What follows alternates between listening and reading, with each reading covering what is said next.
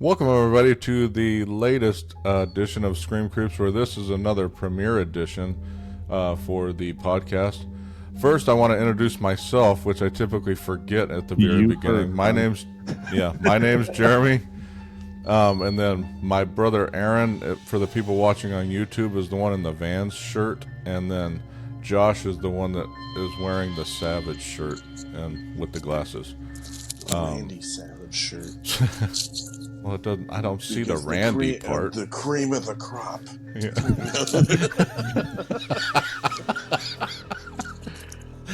Well, so to get on with the intro for the podcast, we're going to be talking about the movie Totally Killer this week.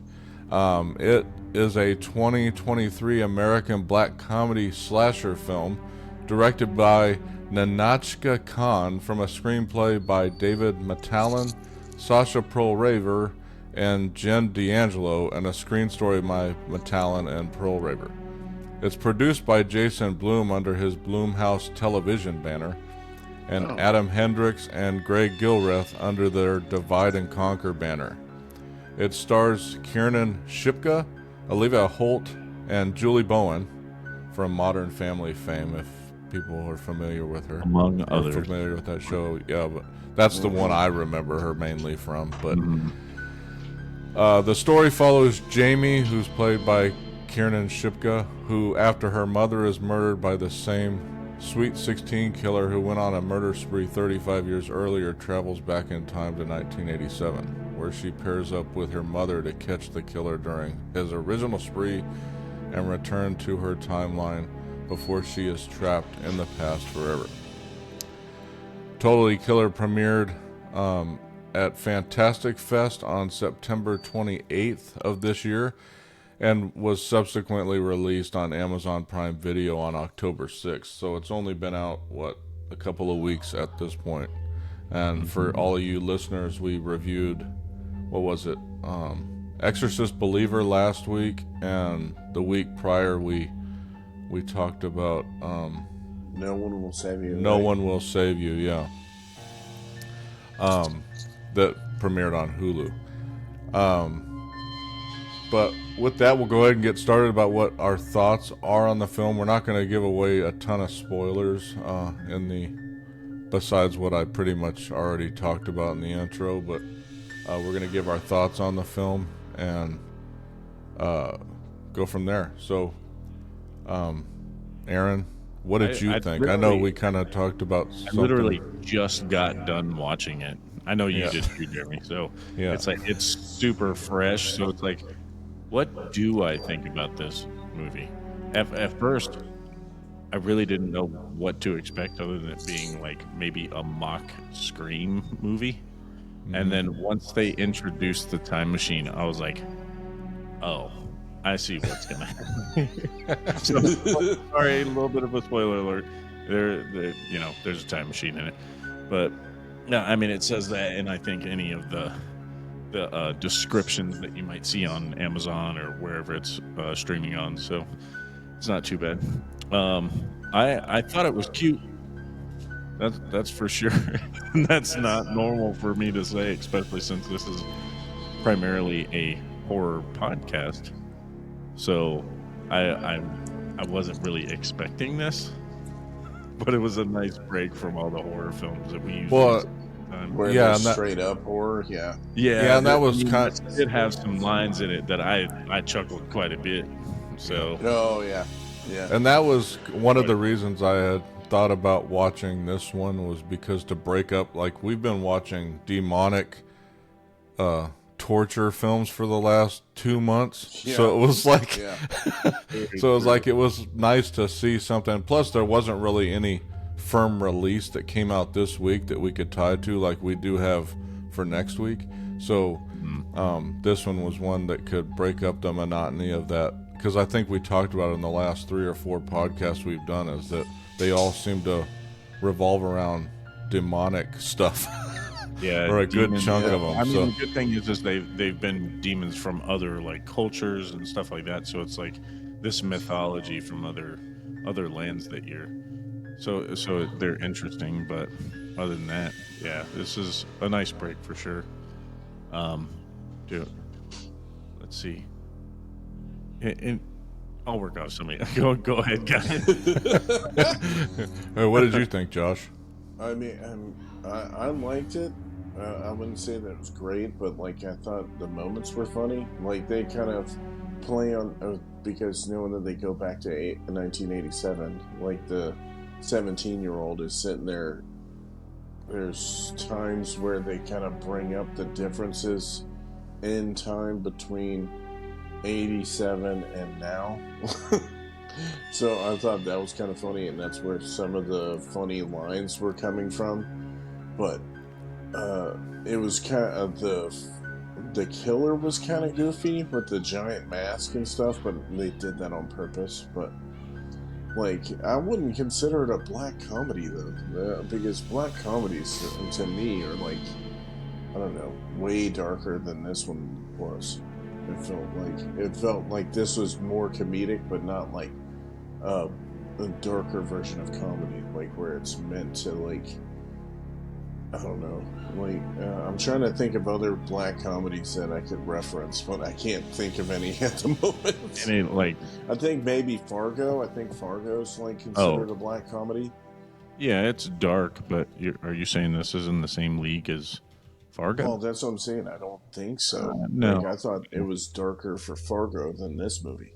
Yeah, that's why when they said that it was a black comedy, I was it didn't feel like one because it felt like they were just. It was more. Maybe they said that just because it did have stabbing people in it. Yeah, so I would say it's stabbing people.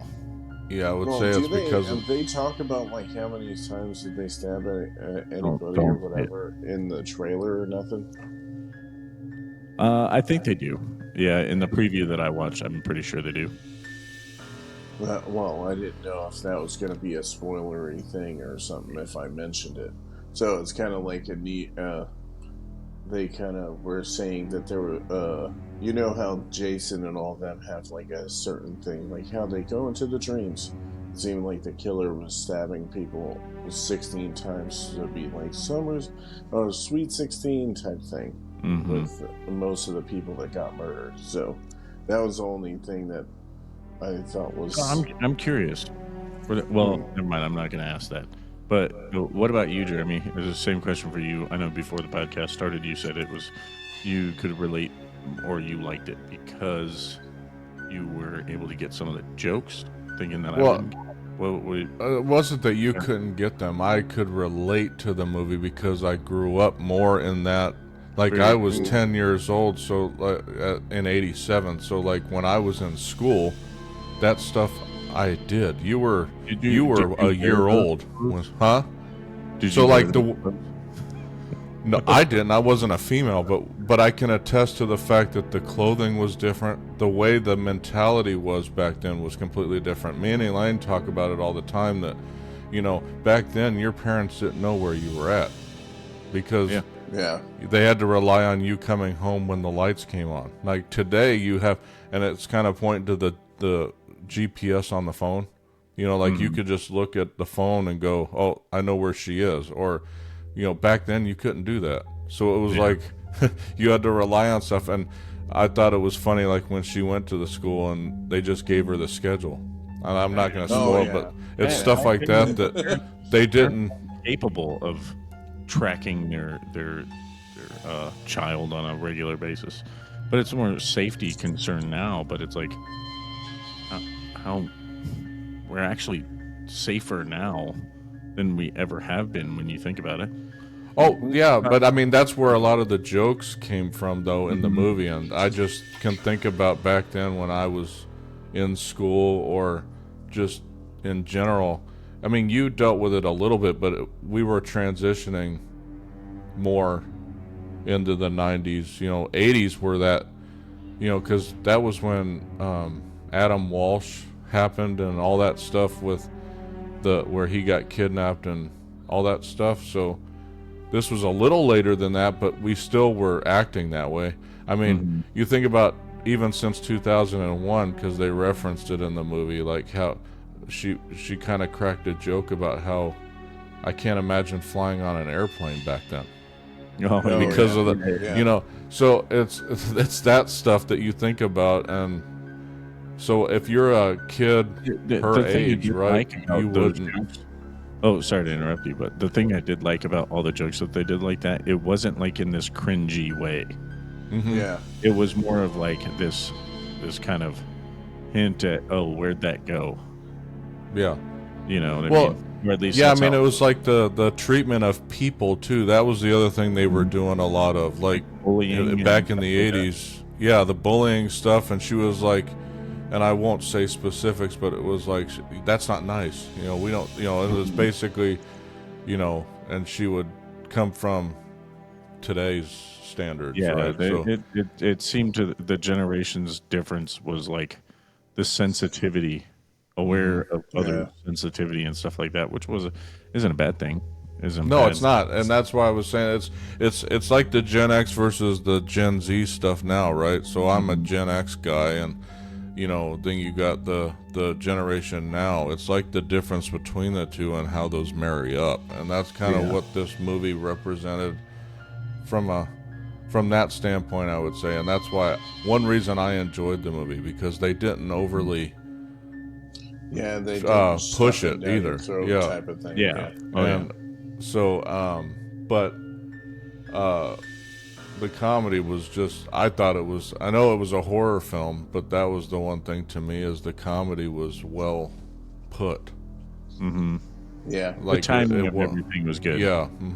The timing of it all. So I don't know if you guys I wouldn't even consider this a horror flick. Like, it's not a more slasher-esque. Yeah, but it was more like, it was just entertaining.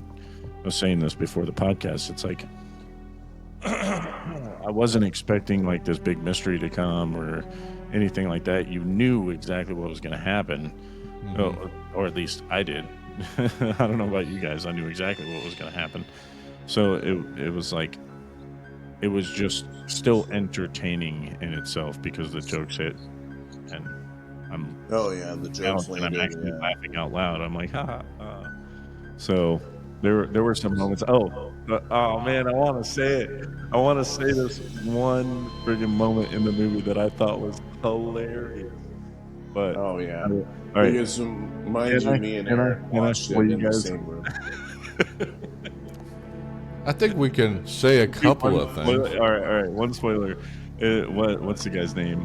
All right, so Randall Park, the Sheriff Dennis Lynn. Oh, yeah. Right? Yeah. So when she gives the blood to them, and I was gonna say it was funny. He's like, "Oh, let's put this in the database," and then he just throws it on the ground.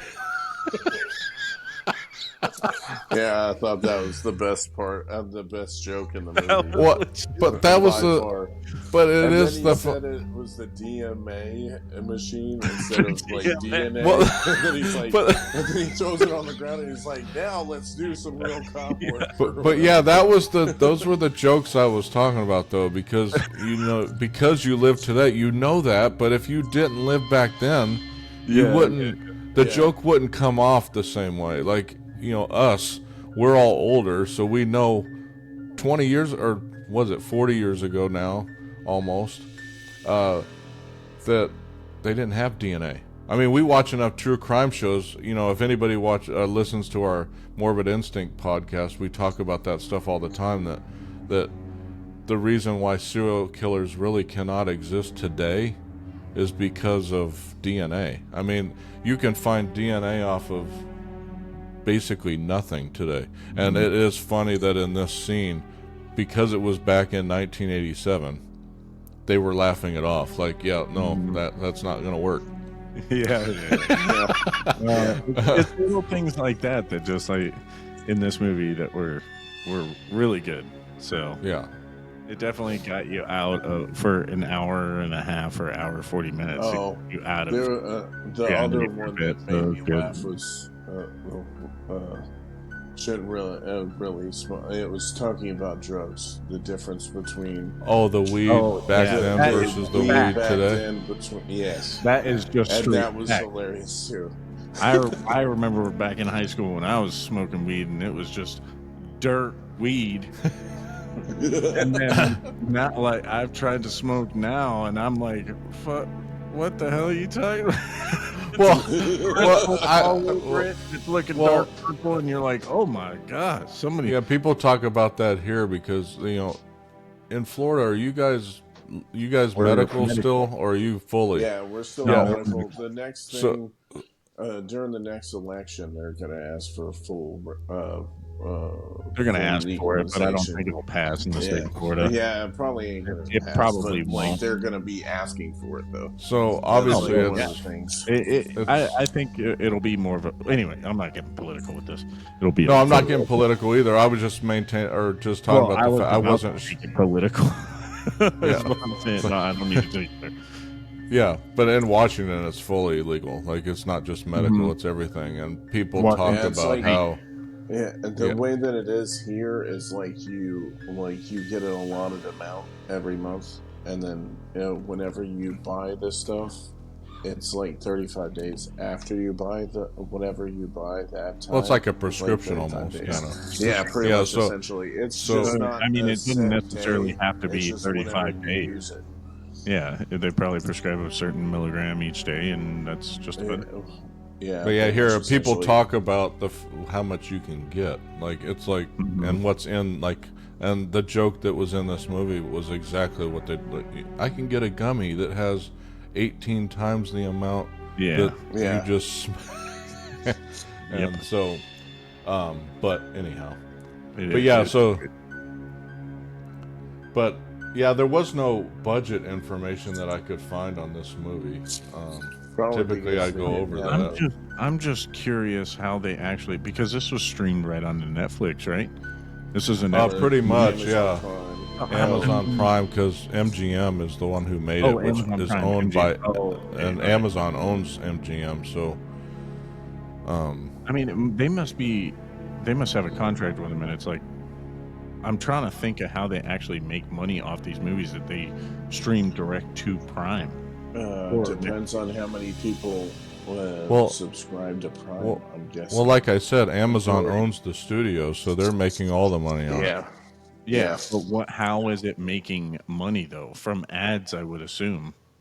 Well, that and just the streaming. That's why we keep, and I'm envisioning that's why we keep seeing all the subscription prices going up. Even Amazon Prime, I think the cost for Prime went up, like the shipping part. It's like $120 a year or something like that now. So it wasn't that expensive when I started paying for it, but at the same time, $50 a year like 5 years ago. But if you buy a lot of stuff, you save a shit ton of money using it. I'm like, because as much as I pay to ship other stuff from other places, it's like, but that's what I would envision. The only reason I'm asking is because you're an accountant. Maybe you might have an idea of where it's like maybe they're just providing a service since they do have the capability of doing it. So they're like, oh, let's put this money into this and a budget for this movie. Like whether they're funding. Well, what's the studio though too? But yeah, I mean, the streaming service that we all have, right? The three of us, we're paying all this money. Why is the studio gonna even take their profit and then budget it toward this movie that they're not making any money on? Because you don't get direct profit from this. That's why they put it out in theaters, or if they put something, puts them out in theaters, they're making direct ticket sales. So it's like, how exactly are they making money off of a movie? Well, actually, they don't make as much money off I don't think, like, even in the theaters, and I'd have to look it up, but I think the studio charges the theater a certain amount to show it, and the studio breaks even by charging the ticket prices, and that's why the concessions are so high, because that's where they make their money. I think the studio is. Why would they say, oh, they made in the box office weekend it made $150 million? Like, that's based on ticket sales. It is, but that's where they say they have to break even by selling so many. Well, that's how I think it's like. Maybe it's a back end deal, because I mean they're not gonna. I don't. It's all pretty confusing to me. How Yeah, that I'd have works. to look it up. I mean, Yeah, I it's don't a know. question maybe I could look I up don't and think. answer for another video or something where Yeah, for all this we talk IMDb about stuff, that. Where and you do research for it, yeah. they're saying this is how much it made in box office weekend. How are you going to claim that much if the actual studio is only making what they made off the movie theater? Well, I mean, You know what I'm saying? they've Like, done stuff where it's like live action, and like stuff on Netflix where they release stuff and then they don't do another season on it. I'm assuming that it has to have something to do with, because they could probably tell how many people actually watch the movie or TV show or whatever, so they find out how many people specifically watch that. So I'm assuming that they yeah, but run it how does like, that equate to so people yeah, viewing like something? with How does that people's equate? using YouTube, subscriptions for it. I don't know. YouTube, for instance, if we get a million views on this and we have ads, that's where we'd make money, is because it's generating views toward the ads, and the ad companies actually pay YouTube, so we get a profit margin from that. That's what I'm saying. Like, there's no ads on this movie. There's no nothing. Like, how is it making money? Anyway, I digress. I'm getting way off topic here. Movies.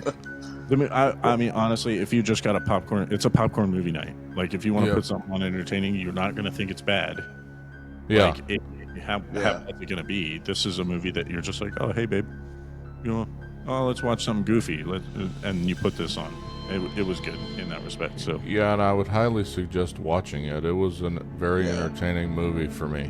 Mhm. And again, I think that might be partially because I'm older. I don't know if, like, I wonder if 18 to 24-year-olds would get a lot of it depends on their upbringing, I guess, because if their parents kind of instill in them stuff they grew up with, and they would get a lot of the stuff. And But that's a good thing for this movie, though, because it hits both demographics, right? It hits their generation demographic, because it has a lot of young stars and everything like that. Speaking of, Kiernan Shipka, super cute. Oh my gosh. yeah, I was She going to bring up, I didn't know if you knew where she's from. No, I but knew of her So from she's Sabrina. So. yeah, oh she's no, in that. Sabrina. So but she started on Mad Men. She was Don Draper's daughter. But she See, I was never actually, watched Mad Men. but her first actual thing was she was 5 months old on ER. That was her very first. Yeah. Wow. So She's been in the biz since she was in Yep. literal diapers. Yep. But her biggest one was the Sally Draper on Mad Men. That's where she first really The started. biggest one now is actually Sabrina. Well, yeah, I mean, now. I mean, Sabrina. So, oh, you're talking about back then, yeah. yeah. I mean, that's show that what she really was in kind of, yeah. I would say that's probably what started her off. I forgot what I was talking about because I was dumbfounded. You were just like, You were she's talking about so how cute, you were bro. talking about how cute She's she so was. E on my computer right here, and I've just got a picture of her. And I'm just like, ooh, she's just You're cute. just like, ooh. She's cute. I'm crushing on this one. Anyway, And you're shipping for her. Or not really. That's not that's simping, I think. But I think wouldn't. that's I the wouldn't correct say term, that. but- because I think shipping is whenever it's two people, like two people that they ship like into a relationship, even though that it doesn't happen. I think that's how the term is. But yeah. Anyway, I don't know. I mean, Olivia Holt to me was the cuter one, the one that played her mom as a young one. oh yeah. But I mean, she's from Disney. That's why I wasn't familiar with who she actually was. She's been in a few other things, but for the most part, it was all Disney stuff. Here's another fun thing. So Julie Bowen. I was watching a movie the other day, or not the other day, a couple weeks ago. I don't know why I did. I was just scrolling, and then I come back to American Werewolf in Paris. Okay. And then she's in that movie. Yeah, back in '97. Yeah. But I remember her from Happy Gilmore, dude. Do you remember her from that? Yeah. That's the main one that I remember from. Yeah. What was her name? Oh, it wasn't Vicky Valentine and Happy Gilmore. It's a VV movie or VV name. Virginia Vennet I knew in that. oh. Yeah. Yeah. Did you know Yeah, all and the Happy girls Gilmore. in Adam Sandler movies have VV as I know. their initial? I thought that was interesting. Which is weird as hell, but what's that about? There's got to be there's an Easter egg in there for some reason. Probably, if I looked it up, I'd probably be able to find it. But we'll have Adam Sandler on here one day, and we'll have to. So, bro, come on, let us know. Yeah, because I mean, in Little Nicky, even Patricia Arquette was Valerie Varon, and Veronica Vaughn was in Billy Madison. Yeah. Waterboy Vicky Valancourt.